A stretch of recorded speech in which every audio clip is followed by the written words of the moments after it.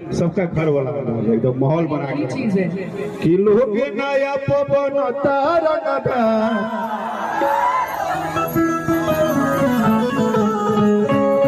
जाओ जाओ ठीक है बात जाओ टीआरएस में जीत जाओ।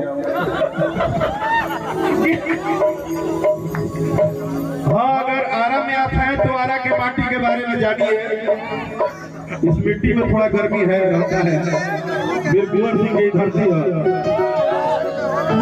ऋषि बाबू आएंगे। टीआरएस वाले तो गार्जियन हो गए बड़े भैया।